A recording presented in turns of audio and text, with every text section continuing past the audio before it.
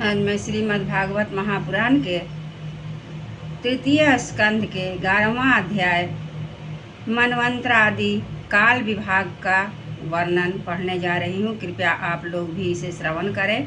इसे श्रवण करने से बहुत ही लाभ होता है। मनवांछित फल की प्राप्ति होती है, मन को शांति प्राप्त होती है और घर में सुख शांति, सुख निरोग आदि की प्राप्ति होती है। इसलिए आप सभी लोग भी इसे श्रवण अवश्य करें और अगर अच्छा लगे तो लाइक सब्सक्राइब भी जरूर करिए। तो आइए पढ़ते हैं। ओम नमो भगवते वासुदेवाय। ओम नमो भगवते वासुदेवाय। ओम नमो भगवते वासुदेवाय। ओम नमो भगवते वासुदेवाय। ओम नमो भगवते वासुदेवाय। ओम नमो भगवते वासुदेवाय। एक बार बोलिए कृष्ण भगवान की जय। श्री मैत्रेय जी कहते हैं, विदुर जी, पृथ्वी आदि कार्यवर्ण का जो सूक्ष्मतम अंश है, जिसका और विभाग नहीं हो सकता तथा जो कार्य रूप को प्राप्त नहीं हुआ है और जिसका अन्य परमाणुओं के साथ संयोग भी नहीं हुआ है, उसे परमाणु कहते हैं। इन अनेक परमाणुओं के परस्पर मिलने से ही मनुष्य को भ्रमवश उनके समुदाय रूप एक अव्ययी की प्रतीति होती है। यह परमाणु, जिसका सूक्ष्मतम अंश है, अपने सामान्य स्वरूप से स्थित इस पृथ्वी आदि कार्य की एकता, समुदाय अथवा समग्र रूप का नाम परम महान है। उस समय उसमें न तो प्रलय आदि अवस्था भेद की स्फूर्ति होती है, न नवीन प्राचीन आदि काल भेद का भान होता है और न घट पटादि वस्तु भेद की ही कल्पना होती है। साधु श्रेष्ठ, इस प्रकार यह वस्तु के सूक्ष्मतम और महत्तम स्वरूप का विचार हुआ। इसी से सादृश्य से परमाणु आदि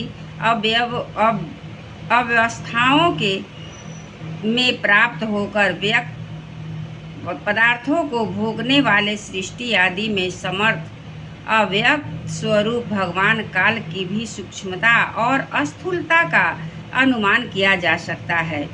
जो काल प्रपंच की परमाणु जैसी सूक्ष्म अवस्था में व्याप्त रहता है, वह अत्यंत सूक्ष्म है और जो सृष्टि से अपने प्रलय पर्यंत उसकी सभी अवस्थाओं का भोग करता है, वह परम महान है।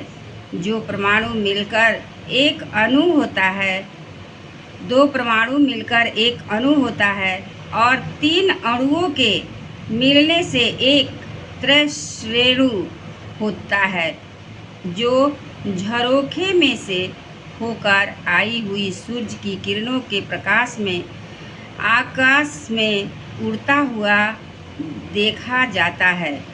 ऐसे तीन त्रैश्रेणुओं को पार करने में सूर्य को जितना समय लगता है, उसे त्रुटि कहते हैं। इससे 100 गुना काल वेद कहलाता है और 3 वेद का एक लव होता है। 3 लव को एक निमेष और 3 निमेष को एक क्षण कहते हैं। 5 क्षण की एक काष्ठा होती है और 15 काष्ठा का एक लघु, 15 लघु की एक नाडिका दंड कही जाती है, जो नाडिका का एक मुहूर्त होता है और दिन के घटने बढ़ने के अनुसार दिन एवं रात्रि की दोनों संधियों के 2 मुहूर्तों को छोड़कर 6 या 7 नाडिका का एक प्रहर होता है। यह याम कहलाता है। जो मनुष्य के जो मनुष्य के दिन या रात का चौथा भाग होता है, 6 पल तांबे का एक ऐसा बर्तन बनाया जाए जिसमें एक प्रस्थ जल